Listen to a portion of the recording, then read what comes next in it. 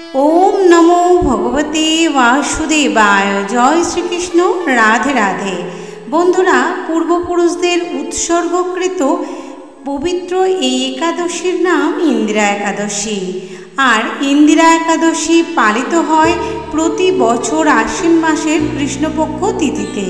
হিন্দু ধর্মীয় শাস্ত্রে ইন্দিরা একাদশীর এক বিশেষ ধর্মীয় ও আধ্যাত্মিক তাৎপর্য রয়েছে। যেহেতু এই একাদশী পিতৃপক্ষের পরে এবং পূর্বপুরুষদের উদ্দেশ্যেই পালিত হয়, তাই এটিকে একাদশী শ্রাদ্ধ বলা হয়। ইন্দিরা একাদশীর উপবাস রাখলে সেই ব্যক্তির পূর্বপুরুষরা যদি কোনো কুকর্মের ফলে বা কর্মবিপাকের ফলে নিম্নজনিতে গমন করেন বা অবস্থান করেন, এই একাদশীর পূর্ণ প্রভাবে সেই সকল পূর্বপুরুষরা উত্তম বা শ্রেষ্ঠ গতি লাভ করে থাকে, সেই সঙ্গে তাদের পুনর্জন্ম হয়। ইন্দিরা একাদশীর ব্রত ভগবান বিষ্ণুকেও উৎসর্গ করা হয়। বন্ধুরা, আজকের এই ভিডিওতে রয়েছে ইন্দিরা একাদশী কবে পড়েছে এবং কখন পালিত হবে। 16 সেপ্টেম্বর না 17 সেপ্টেম্বর ইন্দিরা একাদশী উপবাস পালন করতে হবে। এছাড়াও রয়েছে পালনের সময় কখন এবং ইন্দিরা একাদশীর মাহাত্ম্য ও ব্রত কথা, সেই সঙ্গে রয়েছে এই ইন্দিরা একাদশীর বিশেষ কিছু বিধিনিষেধ। তো চলুন বন্ধুরা, ভিডিওটি মূল পর্বে যাওয়া যাক। এই ইন্দিরা একাদশী তিথি শুরু হচ্ছে ইন্দিরা একাদশীর ব্রত 2025 সালে ইংরেজি 17 সেপ্টেম্বর বুধবার, বাংলা 1432 বঙ্গাব্দে ভাদ্র সংক্রান্তির দিন অর্থাৎ 30 ভাদ্র পালিত হবে। এই ইন্দিরা একাদশীর তিথি শুরু হচ্ছে 16 সেপ্টেম্বর 2025 রাত 2:48 থেকে, আর এই একাদশীর তিথি শেষ হচ্ছে 17 সেপ্টেম্বর 2025 বুধবার রাত 1:25 মধ্যে। তাই উদয় তিথি মেনে ইন্দিরা একাদশীর ব্রত ও উপবাস 17 সেপ্টেম্বর বুধবার পালন করতে হবে।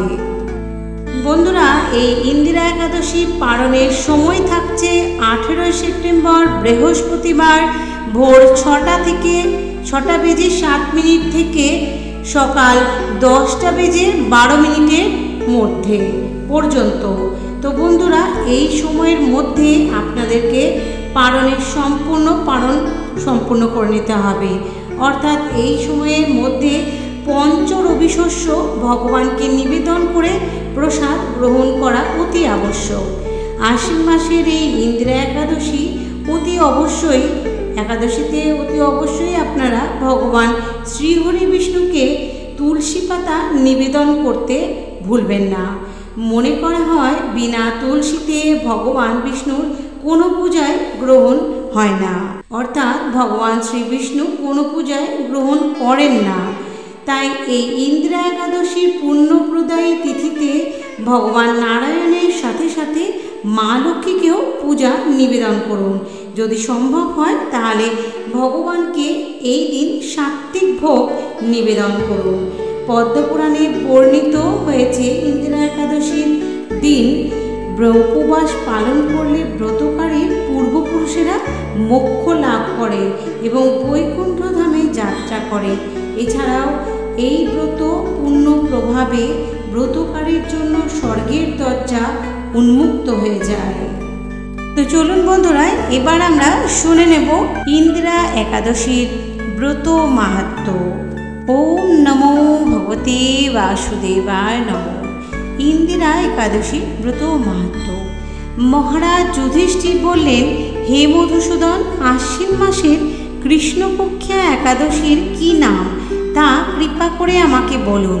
শ্রীকৃষ্ণ বললেন, হে রাজন, আশ্বিন মাসের একাদশী ইন্দিরা নামে পরিচিত। এই ব্রত প্রভাবে মহাপাপ বিনষ্ট হয়, এমনকি কর্মবিপাকে যারা নিম্নজনী লাভ করেছেন সেই পূর্বপুরুষদের উত্তম গতি লাভ হয়। এই একাদশীর মাহাত্ম্য শোনা মাত্রই সামবেদীয় যজ্ঞফল প্রাপ্ত হওয়া যায়। হে রাজন, মাহিষ্মতি নগরে ইন্দ্রসেন নামে এক প্রসিদ্ধ রাজা ছিলেন। ধর্মবিধি অনুসারে রাজ্য পালনে তিনি বিশেষ খ্যাতি সম্পন্ন ছিলেন। তার বিপুল ধন সম্পত্তি ছিল। পুত্র পৌত্রাদি সহ তিনি সুখে রাজ্য পরিচালনা করতেন। বিষ্ণু ভক্তি পরায়ণ সেই রাজা নিরন্তর শ্রী গোবিন্দ নামগানে মগ্ন থাকতেন। একদিন রাজা সুখে রাজসভায় বসে আছেন, এমন সময় দেবর্ষি নারদ স্বর্গ থেকে সেখানে এলেন। তাকে দর্শন করে রাজা হাত জোড় করে উঠে দাঁড়ালেন। দণ্ডবত প্রণাম করে মুনিকে আসন পাত্র অর্ঘ্য আদি ষোড়শোপচারে পূজা নিবেদন করলেন। তারপর বললেন, হে মুনিবর, আপনার দর্শন মাত্র আমার যাবতীয় যজ্ঞফল লাভ হয়েছে। এখন আপনার আগমনের কারণ জানিয়ে আমাকে দয়া করে কৃতার্থ করুন। দেবর্ষি নারদ বললেন, হে মহারাজ, অতি বিস্ময়কর এক কথা শ্রবণ করুন। আমি এক সময় যমলোকে গিয়েছিলাম। সেখানে যমরাজের সভায় বহু পুণ্যকারী আপনার পিতাকে দেখলাম। ব্রতভঙ্গ পাপে তাকে সেখানে যেতে হয়েছে। হে রাজন, আপনার পিতা যে সংবাদ প্রেরণ করেছেন, আমি এখন তা আপনাকে বলছি। তিনি বললেন, হে ঋষিবর, মাহিষ্মতির ইন্দ্রসেন রাজা আমার পুত্র। তাকে বলবেন যে আমি বহু পুণ্য অনুষ্ঠান করলেও কোনো কারণবশত যমালয়ে আসতে বাধ্য হয়েছি। আপনি কৃপা করে তাকে সর্বপাপ নাশক ইন্দিরা একাদশীর ব্রত পালন করতে বলবেন। সেই ব্রত প্রভাবে আমি নিষ্পাপ হয়ে স্বর্গলোকে যেতে সমর্থন হব। এই কথা জানাবার জন্যই আমার আগমন। হে রাজন, আপনার পিতার মঙ্গল বিধানে আপনি যথাবিধি ইন্দিরা ব্রত পালন করুন। রাজা জিজ্ঞাসা করলেন, হে দেবর্ষি, সেই ইন্দিরা ব্রতের বিধি কি? কোন তিথি বা কোন পক্ষে এই একাদশী ব্রত করা কর্তব্য, তা কৃপা করে আমাকে বলুন।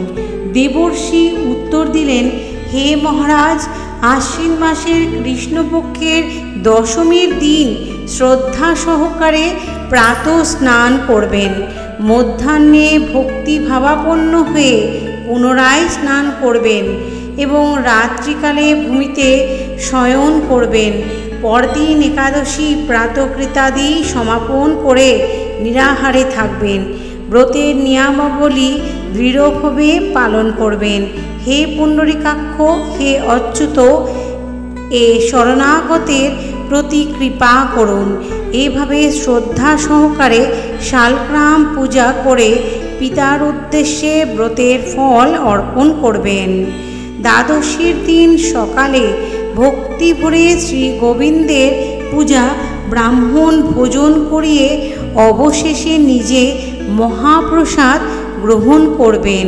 হে রাজন, বিধি অনুসারে শ্রীহরি এবং ভক্তদের অর্চন করলে আপনার পিতৃবর্গ মুক্তি লাভ করে শীঘ্রই বৈকুণ্ঠে গমন করবেন। রাজাকে এই উপদেশ দিয়ে দেবর্ষি নারদ প্রস্থান করলেন।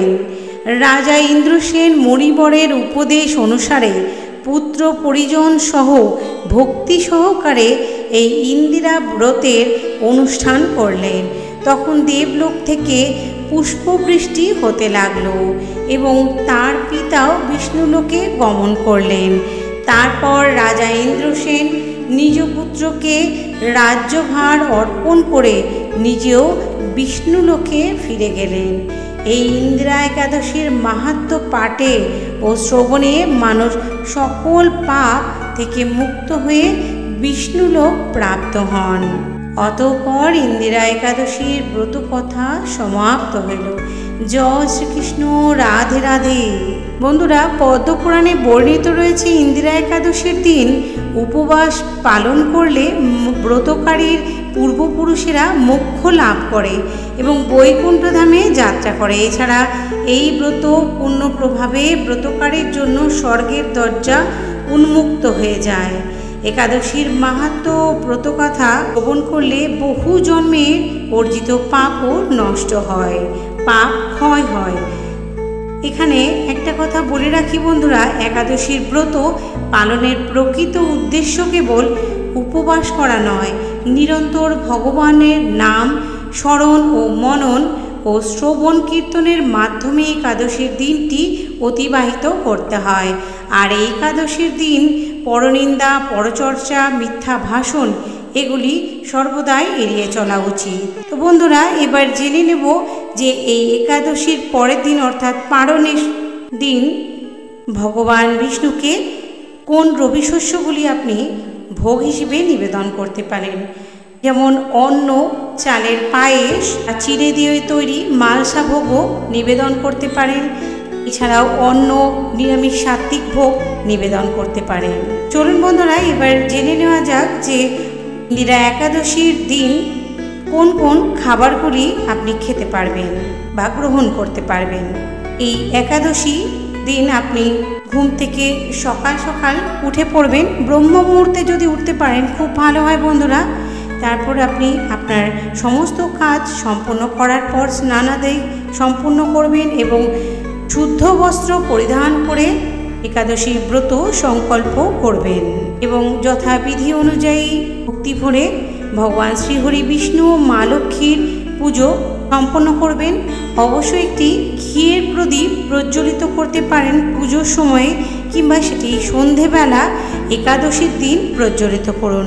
এটি অত্যন্ত শুভ ফল দান করে এবং এই পুজো সম্পন্ন করার পর ভগবানকে নিবেদন করা ভোগ কিন্তু আপনি গ্রহণ করতে পারেন। এছাড়াও সাবু, ফলহার, মিষ্টি, শ্যামা চাল, যদি সম্পূর্ণ উপবাস রাখা সম্ভব না হয় সেক্ষেত্রে আপনি কিন্তু পানি ফলের আটা দিয়ে তৈরি খাবারও গ্রহণ করতে পারেন। তো বন্ধুরা, ভিডিওটি আজ এই পর্যন্ত। আশা করি আপনাদের ভিডিওটি অনেক ভালো লেগেছে। ভালো লাগলে একটি লাইক করবেন, শেয়ার করবেন আপনার আত্মীয় স্বজন, বন্ধু বান্ধবদের মধ্যে, এবং যারা এই একাদশী পালন করে থাকে তাদেরকেও ভিডিওটি শেয়ার করে দেখার সুযোগ করে দিবেন এবং কমেন্টে অবশ্যই জয় শ্রীকৃষ্ণ, রাধে রাধে কথাটি লিখতে একদমই ভুলবেন না। সকলে ভালো থাকবেন, সুস্থ থাকবেন। দেখা হবে পরবর্তী ভিডিওর সাথে। জয় শ্রীকৃষ্ণ, রাধে রাধে।